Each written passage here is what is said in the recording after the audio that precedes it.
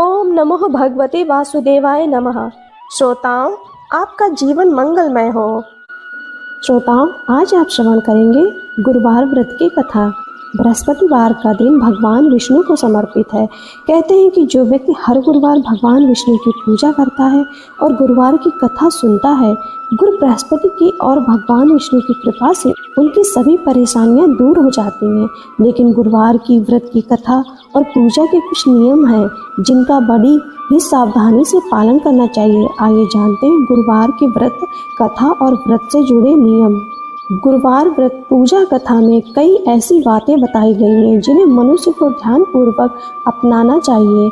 कहते हैं कि जो व्यक्ति श्रद्धा भाव से गुरुवार को भगवान विष्णु की पूजा करता है और गुरुवार व्रत की कथा कहता है और सुनता है, उसकी गरीबी और कष्ट को भगवान विष्णु दूर कर देते हैं। जीवन में सुख समृद्धि के लिए गुरुवार के दिन आप भी इस गुरुवार व्रत कथा को सुने या पढ़ें। बृहस्पतिवार के दिन सूर्योदय से पहले उठें और नित्य कर्म से निवृत्त होकर पीले रंग के वस्त्र पहने। उसके बाद पूरे घर में गंगा जल छिड़कें। इसके बाद पूजा घर में श्री हरि विष्णु की मूर्ति या चित्र स्थापित करें। फिर पीले रंग के गंध पुष्प और अक्षत चढ़ाएं। इसके बाद चना, गुड़ और मुनक्का चढ़ाकर विधि विधान से पूजन विधि शुरू करें। इसके बाद मंत्रों का जाप करें। इसके बाद व्रत की कथा पढ़ें।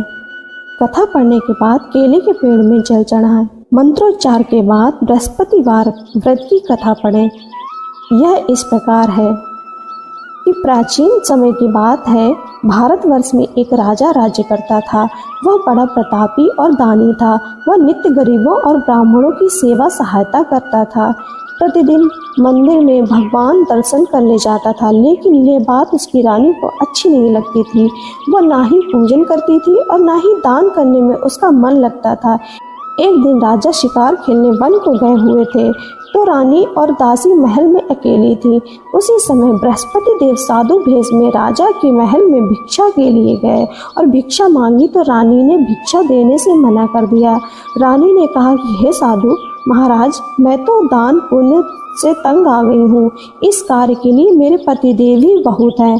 अब आप ऐसी कृपा करें कि सारा धन नष्ट हो जाए तथा मैं आराम से रह सकूं।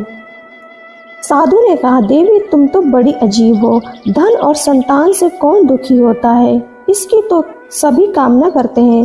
पापी भी पुत्र और धन की इच्छा करते हैं। अगर तुम्हारे पास अधिक धन है तो भूखे मनुष्यों को भोजन कराओ, प्याऊ लगवाओ, ब्राह्मणों को दान दो, कुआं, तालाब, बावड़ी, बाग, बगीचे आदि का निर्माण कराओ, मंदिर, पाठशाला